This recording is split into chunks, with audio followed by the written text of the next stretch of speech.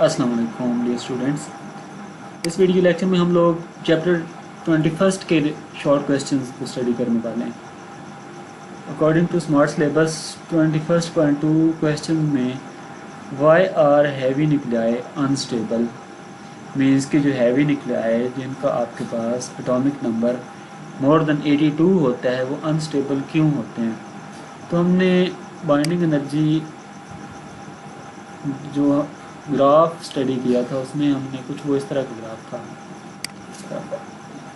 ये ग्राफ था, यहाँ पे आयरन था और उसकी जो highest binding energy per nucleon थी।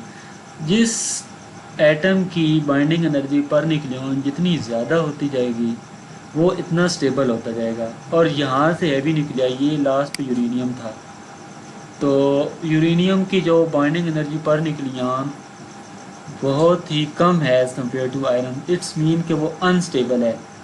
तो ये पता चला कि जिस एटम की बाइंडिंग एनर्जी पर न्यूक्लियन कम होगी तो वो अनस्टेबल होता जाएगा। तो ये वो रीज़न है कि हमारे पास जितनी भी हैवी न्यूक्लियाई है तो उनका जो बाइंडिंग एनर्जी पर न्यूक्लियन है वो बहुत ही कम है, जिसकी वजह से वो अनस्टेबल है। Question number 21.3, if a nucleus has a half-life of 1 year, does this mean that it will completely decay after 2 years? Explain. Question में वो ये पूछना चाहता है कि एक न्यूक्लियस है उसकी हाफ लाइफ है 1 ईयर। इसका क्या मतलब है कि जब वो 2 साल हो जाएंगे आफ्टर पासिंग ऑफ 2 ईयर्स तो वो जो आपके पास न्यूक्लियस है वो कम्प्लीटली डिके हो जाएगा या नहीं। अगर नहीं होगा तो किस तरह नहीं डिके होगा, तो ये क्वेश्चन है। तो सबसे पहले मैं आपको ये जो आर्टिकल है ये थोड़ा मैं मेमोराइज़ कराता हूँ। अच्छा स्टूडेंट्स, ये ग्राफ है, इधर से मैं आपको ये बताऊँ कि ये पहले 100% है कोई भी कंसंट्रेशन है मटेरियल की, एक हाफ लाइफ गुजरने के बाद वो 50% रह जाएगा। अब जो दूसरी हाफ लाइफ होगी उसमें वो 50% से मज़ीद आधा रहेगा, 25% रहेगा। 25% तक जो डिके हो गया वो अब इससे मज़ीद आधा रहेगा मज़ीद हाफ लाइफ गुजरने के बाद। तो 25 से ये क्या रह जाएगा, 12.5 रह जाएगा। मीन्स के जो पार्टिकल ओरिजिनल होता है एक दफ़ा हाफ लाइफ गुजरने के बाद वो आधा रहेगा, दूसरी दफ़ा जब हाफ लाइफ गुजरेगी तो ये जितना डिके हो चुके मज़ीद उससे ज़्यादा होगा। तो ये इस तरह ये फर्दर प्रोसेस आगे होता जाएगा। जो बचेगा कंसंट्रेशन का पार्टिकल उससे मज़ीद आगे आधा रह जाएगा हाफ लाइफ गुजरने के बाद। तो ये देखें कि आप अगर एक हाफ लाइफ गुजरती है इट्स मीन कि वो 50% सैपमल में वो डिके हो गया है और 50% क्या है वो नेक्स्ट डिके होगा। फिर क्या हो जाएगा, वो 25% डिके होगा, फिर 25 में से क्या होगा वो मज़ीद डिके होगा। अच्छा अगर वो 25% तक डिके हो चुका है तो आपको पता है कि फिर वो ओवरऑल कितना होगा डिके, वो 75% वो डिके हो चुका होगा। तो एक मज़ीद और जो याद करने की बात है वो ये है कि अगर कोई भी पार्टिकल, पहली बात तो ये है कि अगर वो डिके बिल्कुल आप ये कह लें कि पार्टिकल मुकम्मल तौर पर डिके हो गया तो इट्स मीन्स कि उसको इनफाइनाइट टाइम लगा है, तो ये इम्पॉसिबल है इनफाइनाइट टाइम की एक्सेस। इट्स मीन कि कोई भी पार्टिकल नेचर में प्रॉपर डिके हो ही नहीं सकता। तो जो क्वेश्चन में पूछा गया था कि एक अगर मटेरियल है उसकी हाफ लाइफ 1 ईयर, तो 2 साल वो कितना डिके हो जाएगा। 1 साल के बाद वो 50% डिके हो जाएगा, 2 साल के बाद वो मज़ीद 50% डिके होगा, तो मीन्स कि वो 25% वो डिके जो है वो आखिर पे बचेगा।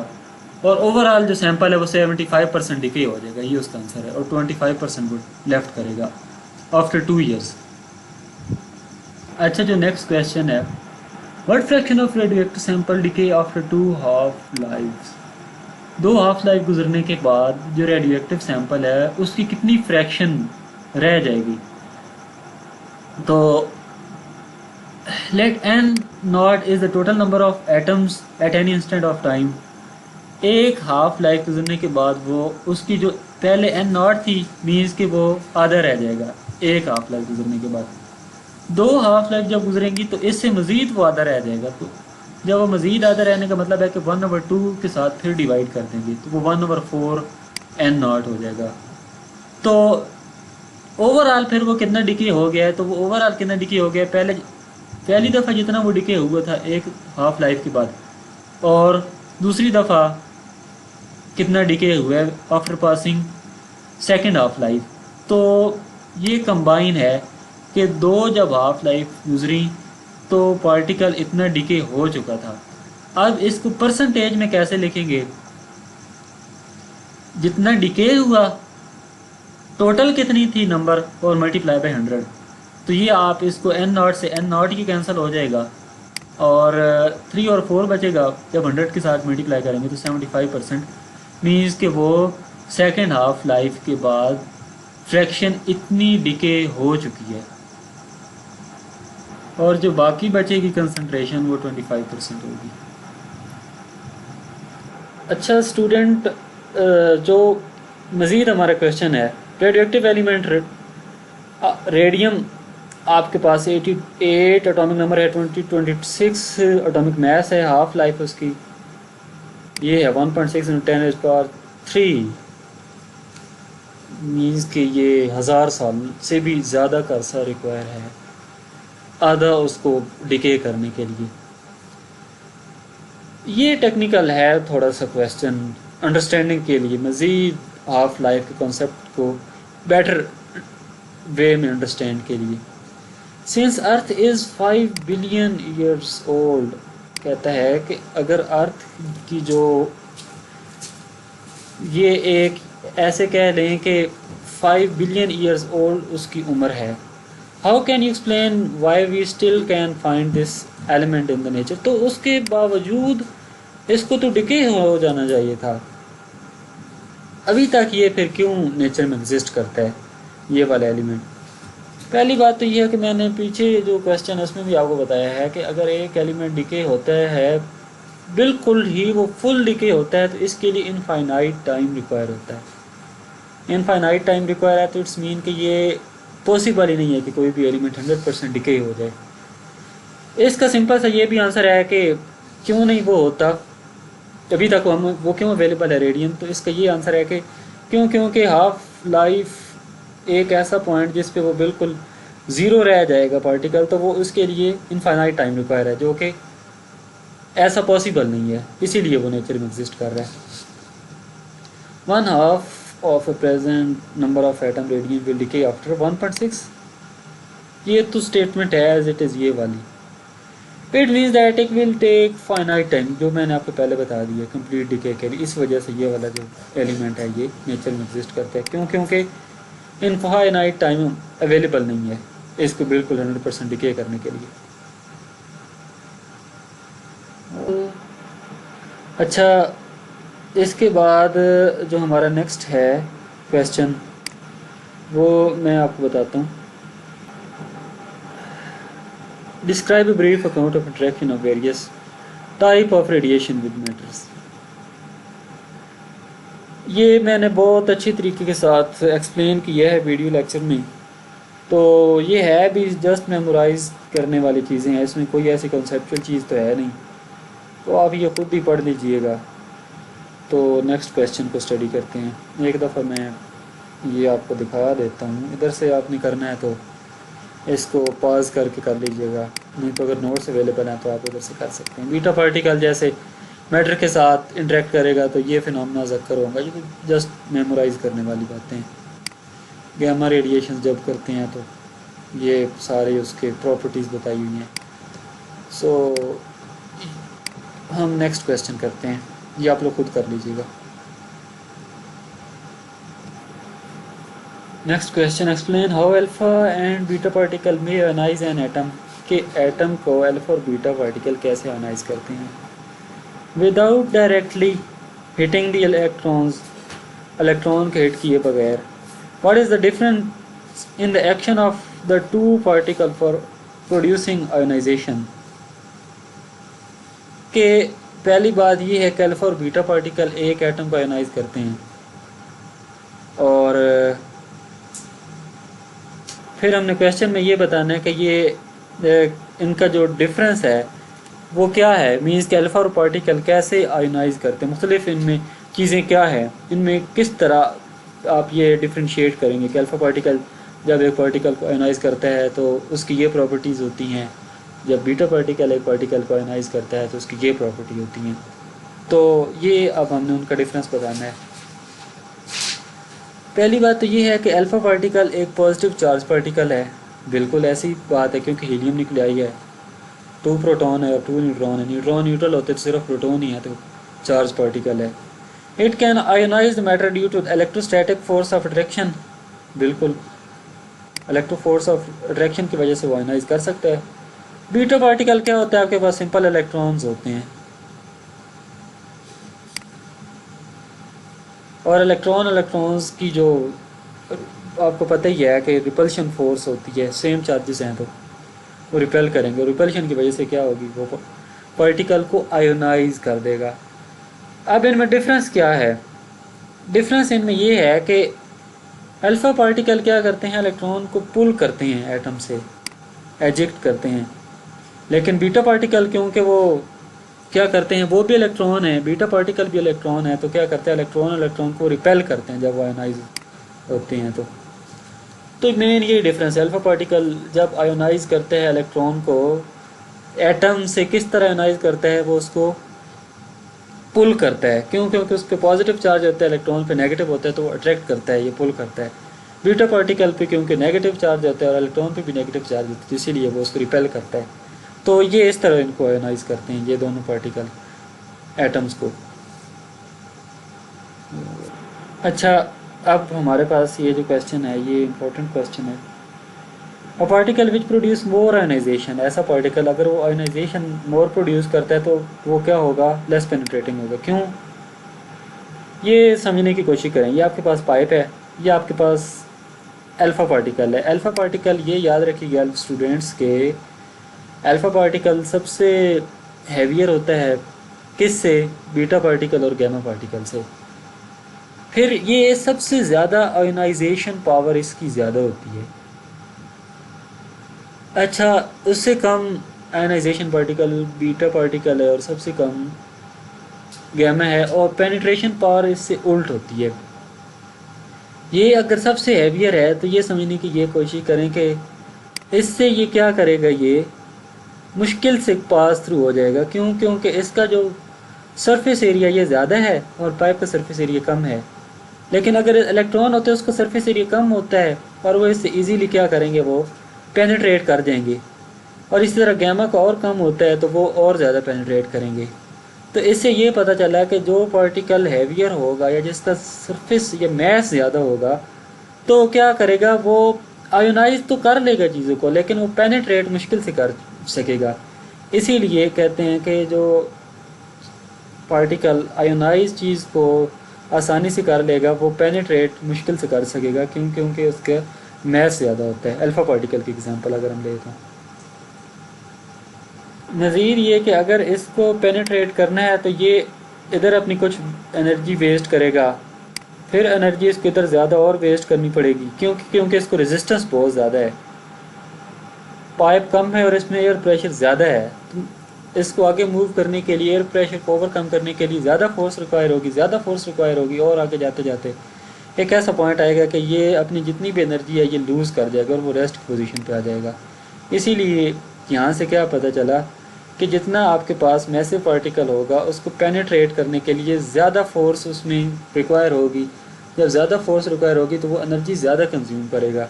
जब एनर्जी ज़्यादा कंज्यूम करेगा तो वो कम फासला तय कर सकेगा, इसीलिए उसकी पेनिट्रेशन पावर कम है। तो यही बात करता है कि alpha particle which produces more ionization loses a part of its energy during its collision with atoms. The process of ionization continues till the particle loses all its energy and come to the rest. ये same वही सारी कहानी है जो मैं आपको explain कर चुका हूँ। अच्छा, ये जो मज़ीद आगे है ये वाला फर्स्ट पॉइंट 9, ये भी जस्ट आपने इसमें चीज़ें मेमोराइज ही करनी है, रट्टा ही है, तो इस पर टाइम वेस्ट नहीं करते, ये आप लोग खुद कर लीजिएगा। जो टेक्निकल चीज़ें हैं वही मैं एक्सप्लेन करता हूँ। अच्छा, मज़ीद जो नेक्स्ट क्वेश्चन है कि गीगर मुलर जब अल्फ़ा पार्टिकल डिटेक्ट करने के लिए एक थिन एंड विंडो की ज़रूरत होती है गीगर मुलर में, लेकिन जब गैमा रेज होती हैं उनको डिटेक्ट करने के लिए विंडो की ज़रूरत नहीं होती, तो ऐसा क्यों होता है? इसकी एक ये वजह है कि अल्फ़ा पार्टिकल की जो पेनिट्रेशन पावर है वो बहुत ही कम है, और पेनिट्रेशन पावर कम है तो इट्स मीन कि वो हैवियर पार्टिकल है, मैस ज़्यादा है। मैस ज़्यादा है तो उसको गुजरने के लिए एक हमें क्या होगी, एक नैरो एंड विंडो की ज़रूरत होगी। क्योंकि क्योंकि पेनिट्रेशन पावर कम है एज़ कम्पेयर टू बीटा और गैमा पार्टिकल। लेकिन जो गैमा रेज है इनकी पेनिट्रेशन पावर बहुत ही ज़्यादा होती है। पेनिट्रेशन पावर ज़्यादा होने का मतलब है कि वो अगर ये नैरो एंड विंडो ना भी हुई तो वो उससे फिर भी पास हो जाएगी। तो इसीलिए गैमा रेज के मुकाबले में अल्फ़ा पार्टिकल जब डिटेक्ट होते हैं तो उसके लिए ये थिन एंड विंडो का होना ज़रूरी होता है, लेकिन गैमा रेज के लिए नहीं ज़रूरत होती। क्योंकि जितनी ज़्यादा पेनिट्रेशन पावर होगी इतना उसको ईजी होगा। अगर वो विंडो नहीं भी होगी तो फिर भी उससे वो पेनिट्रेट कर जाएगा। अच्छा, नेक्स्ट जो क्वेश्चन है हमारे पास कि describe the principle operation of solid state detector. Solid state detector का प्रिंसिपल क्या है आयोनाइजेशन रेडिएशन के लिए in the term of generation and degeneration of charge carrier. के आपके पास सॉलिड स्टेट डिटेक्टर किस प्रिंसिपल पे काम करता है और वो हमने किस तरह एक्सप्लेन करना है in term of generation and degeneration of charge carriers. सबसे पहली बात तो ये है कि solid state detector PN junction diode model में आपने पढ़ा होगा, पीएन जंक्शन की तरह ये डिज़ाइन किया गया है। ये रिवर्स बायस है, पीएन जंक्शन है। आपने दो तरह के करंट पढ़े होंगे, एक फॉरवर्ड बायस्ड करंट पढ़ा होगा और एक आपने रिवर्स बायस करंट पढ़ा होगा। तो ये जो रिवर्स बायस सेकंड टाइप है पीएन जंक्शन की, एक फॉरवर्ड बायस पीएन जंक्शन है, रिवर्स बायस पीएन जंक्शन है। तो ये रिवर्स बायस पीएन जंक्शन है सॉलिड स्टेट डिटेक्टर। ये इसकी स्ट्रक्चर है, किस तरह उसका स्ट्रक्चर है। अगर वो रिवर्स बायस है तो इट्स मीन के no current flow through a circuit, easily current flow नहीं करता। आपको इस चीज़ को पता है, फॉरवर्ड बायस में ईजिली करंट फ्लो करता है। क्योंकि फॉरवर्ड बायस में डिप्लीशन रीजन कम होता है और रिवर्स बायस में डिप्लीशन रीजन बहुत ज़्यादा होता है। Incident particle penetrate through a depletion region. अब बाज़ औक़ात ऐसा होता है कि कोई पार्टिकल पेनिट्रेट कर जाता है तो वो क्या करेगा, डिप्लीशन रीजन से जैसे ही पेनिट्रेट करेगा तो वो इलेक्ट्रॉन्स और होल प्रोड्यूस करेगा, इलेक्ट्रॉन और होल पेयर प्रोड्यूस करेगा। अब ये जो इलेक्ट्रॉन है वो किसकी तरफ चले जाएंगे, एनोड की तरफ, और जो होल है वो कैथोड की तरफ चले जाएंगे। तो इस तरह क्या हो जाएगा, आपके पास इलेक्ट्रिक फील्ड की वजह से करंट फ्लो होना शुरू हो जाएगा। अब ये जो करंट है वो क्या करेगा आपके पास, तो एक करंट की पल्स जनरेट होगी। पल्स मीन्स के सिग्नल कह लें आप। अब ये जो साइज़ क्या है उस पल्स का, कितना इंटेंस सिग्नल है, तो वो किस पे डिपेंड करता है, वो energy absorb of incident particle. Means कि जो इंसिडेंट पार्टिकल है उसने कितनी एनर्जी ऑब्जॉर्व की है तो वो इस पे डिपेंड करता है। अगर उसने एनर्जी ज़्यादा ऑब्जॉर्व की होगी तो वो पल्स का जो इंटेंसिटी है वो ज़्यादा होगी। तो ये इसका आंसर था इस क्वेश्चन का।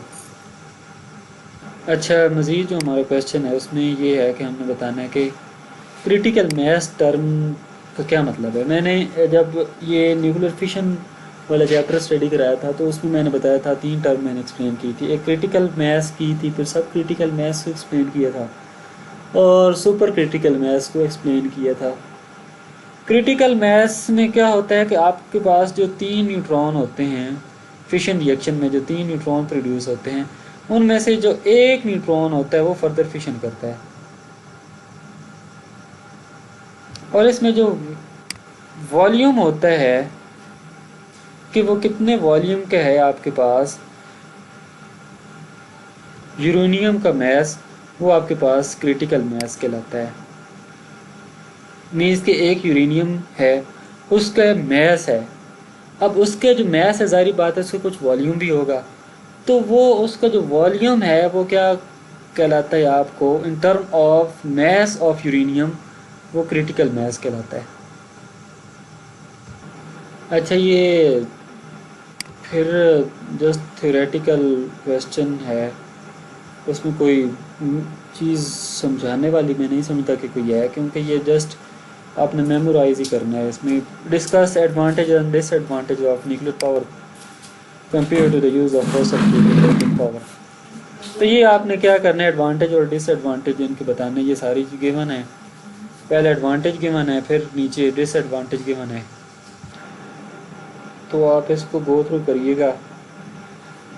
आई होप कि आपको समझ आ जाएगी। Next question, what factor makes a fusion reaction difficult to achieve? Fusion reaction achieve करना क्यों मुश्किल होता है? उसके दो रीज़न है। एक तो अगर आपने फ्यूजन रिएक्शन अकर करना है तो इसके लिए आपको मिलियंस ऑफ डिग्री टेम्परेचर देना पड़ेगा टू ओवरकम द बैरियर। और दूसरी रीज़न ये है कि अगर आप टेम्परेचर नहीं दे सकते तो आपको एनर्जी बहुत ज़्यादा प्रोवाइड करनी पड़ेगी। तो इतनी एनर्जी और इतना टेम्परेचर इजीली अटेनेबल नहीं है, जिसकी वजह से ये फ्यूजन रिएक्शन को आप ये कह लें कि इस प्रोसेस को अकर होने के लिए बहुत ज़्यादा डिफ़िकल्टी होती है। 21.15 फिर एडवांटेज और डिसएडवांटेज है, तो आप लोग ये खुद कर लीजिएगा। ये सारी चीज़ें लिखी हुई हैं, जस्ट मेमोराइज़ करना है, तो आप लोग इसको कर लीजिएगा।